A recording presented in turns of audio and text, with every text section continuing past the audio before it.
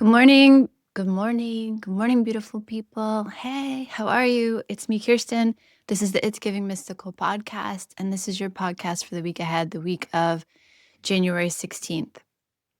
Okay, so it's just like it's halfway through the month. So we just got to do a little check in. How is the magician and the justice treating you? A reminder that 11, that tracks, those karmic, spiritual destiny tracks are alive in our world right now. So just noticing where there's movement, what the pacing's like where's the speed, where's the dissonance between what should be moving fast and what's actually moving fast. Inviting you back to your breath, inviting you back to your intentions, what you're devoted to, what you are hoping to bring more of into your life this year. We want to check in around the King of Swords energy from last week. What words were shared, what conversations, what new insight, new language, new consciousness do you have? Where were those words triggering? Where were those words inspiring? Where were they healing? A lot happened last week. So I'm recording this midweek. So we still have some time ahead of us. So TBD on exactly what transpires these last few days. But just getting a sense of these conversations matter this week. How you are speaking to yourself, how you're talking to yourself, what words you're using, how you're shifting your language, and then what conversations you're having with the people, what you're bringing to other people, what they're bringing to you. And again, this sense of not necessarily planned, not necessarily, we had an intentional sit down here. It's more like just noticing what the words are doing to you, how the words are impacting you. The card I pulled for us this week is the Tower. I actually pulled it reversed, and the Ace of Cups. Okay, so the Tower in its most pure sense is the idea that the structure cannot hold. So the structure cannot hold. It can be your system, it can be the system, but there's something about the voltage, the energetic, electrical heat charge coming through your system, the structure that you've built to maintain your separateness, to maintain some kind of stability, to have a sense of who am I? What happens inside here? That is going to break. That's what the Tower means. The Tower means that the system has to shift because the capacity of the energy inside the system is too much. That can happen in beautiful ways. It can happen Kundalini rising. It can happen falling in love. We're going to talk about that. It can happen an awakening of some kind of energetic release that happens in your system. And then the system, the structure has to adapt. And we've talked about this before, but it can't hurt to say it again. One of the key lessons from the Tower is that a reminder of there are things that we build in our life and there are things that we grow in our life. And there's a sense of building, not good or bad, just done with a sense of forethought, done with a sense of how it's perceived, done maybe inspired by what people tell you you're supposed to be doing, you're supposed to want. There's a sense of discipline required. So like I have to keep working at this thing.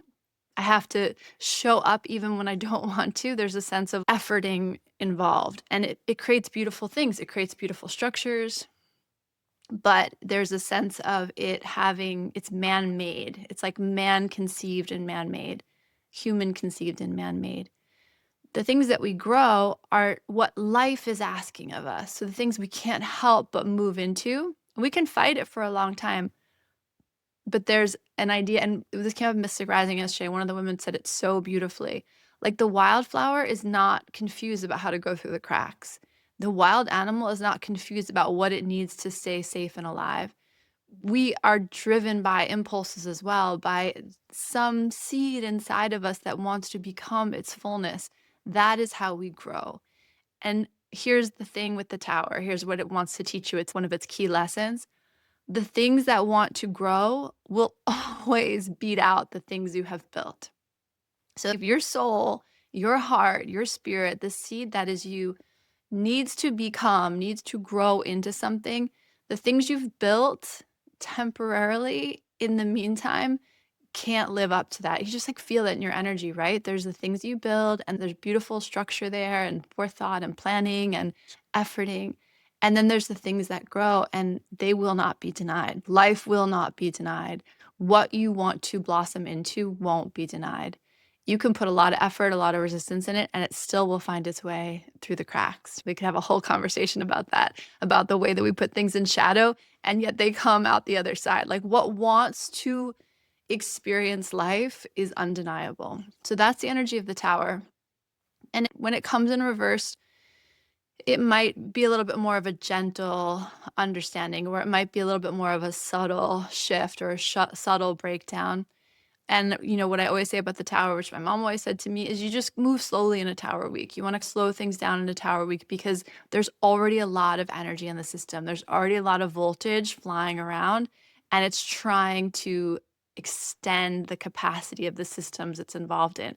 So it's actually trying to test the edges and break things apart and look for the weak spots. And so you want to just have a sense like, I'm just going to go a little slower this week because there's already a lot being tested and I don't need to add to the instability. When the Tower comes in reverse with the Ace of Cups, dude, that's falling in love. And that's interesting about it is that it's awakening into love versus falling into love. We can play with the semantics of it, but feel the energetic difference of that. The falling in love, which feels like you tripped, you made a mistake, you didn't even know how you got here. And then there's the awakening into love, and that's something is calling to your heart. Something is calling to your seed, your essence, your soul's contract, or your soul's determinism, or the thing that you're here to understand and experience about being human, about being your particular flavor of human, about this moment of evolution that we're all in, that you're in, the timeline you're on. There's something, I want to say ancient, that the universe is responding to and that you're allowing to be true. And so this awakening into love is like, oh yes, this is where I need to be. This is where I need to be headed. And so it's this great expansion, and it feels like a heart expansion, but related, it feels like an energetic expansion. And it goes back to what we're saying about the hermit year. So much of the hermit year was, can I trust myself on the path? Can I trust myself even when there is no path? Can I trust who I am? Can I trust, like when it's me and my lantern and my staff on the dark road, am I a trustable companion? Am I guiding myself? Am I patient and kind and gentle and measured about how I move through the world? This idea of like you being your own best ally. And then the Wheel of Fortune energy coming in, the Wheel of Fortune, the Magician, the Justice of this January energy, it just says, okay, let's see. Let's test that theory. Let's understand exactly what you've cultivated over this past year, and let's see it in action. And I always think about this with justice. Justice is love brought to the streets. That's always important when the Justice card comes up because it's saying you don't love in isolation. The antithesis of love is isolation. You cannot love, you cannot expand, your heart cannot overflow by self. Like you can do it with the universe, with spirit, with others, with community. There's a million ways for it to happen, but it's not a solitary endeavor. The definition of love is the realization that I am not separate, is the realization that I am in relationship, that I am in connection, that I am inspired and enlivened by being in connection. So the Tower and the Ace of Cups, I want to awaken in love. That's the energy that's here with us. It feels a little more gentle than the Tower would normally feel. It feels a little bit akin to what came up last week. I knew this was coming. There might be some validation, the way that there felt like there was a validation in some of the conversations that were happening, for better or worse. There feels like there's a validation here. Like, I knew this was I knew something was crackling at the edges. I knew something was trying to be seen, be born, be witnessed, be communicated, be connected to. Oh, wow, actually, as I'm saying that, it feels really, really good. There's a lot of pleasure in it. There's a lot of sensation in it. And it has this like alive quality to this, very fiercely alive quality to it. And again, the Tower normally would be breaking down some structures pretty irrevocably. I'm sorry, I'm not over there, but you know what I mean? Like no turning back. Like once the structure's down, it's down. When it comes in reverse, it feels more like energy flooding the system. It feels like when you remove a blockade from water and the water begins to flow. There's like a rightness to it. It has heat to it, it has voltage, it has electricity to it, but it has more of that fluidity of water. The canal has been empty, dry, and now the canal gets filled again. So it's really beautiful. I hope that we all experience that this week. Falling in love. Awesome if it's with a partner or a child or someone you already have a dynamic with. Amazing if it's someone new. This could be the energy of like not a meet cute, but like a actually the words that come through are like, oh, there you are, like some kind of recognition. And this came up earlier in something else. Have you ever had that experience where you see someone or you meet someone or even someone you've known for a long time and something shifts and you have that lightning bolt recognition? I've had that with two people that I ended up partnering with. I saw them and it was like a lightning bolt in my system. I also had it with my girlfriend Kim in Chicago. We were staff assistants at this advertising agency together.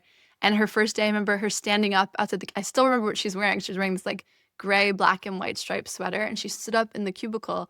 And I was like, I love her. We are friends forever. Like, this is a woman that I adore.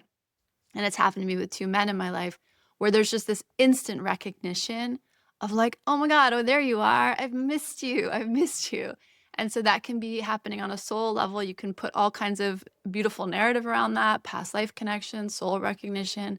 It feels good. And aho to those moments where we recognize each other, recognize ourselves in another, and feel that inevitable sense of we're meant to walk together for a little while. Isn't that lovely? It really is miraculous. This is a wild, wild universe. It's so ranging and so diverse. And so to be in a situation where you meet someone, recognize them, and want to walk on the path with them for a little while is truly, truly a miraculous thing. So may you awaken to love this week. May it fill your heart with happiness. May it fill your body with heat. May you feel excited and happy and heart open about whatever occurs this week. Wishing that for you, wishing that for me, wishing that for the whole world. We could all use that sense of, oh, there you are. I'm not in this alone right now, because it's been a rough one. All right. I love you guys, and I'll talk to you soon. Bye.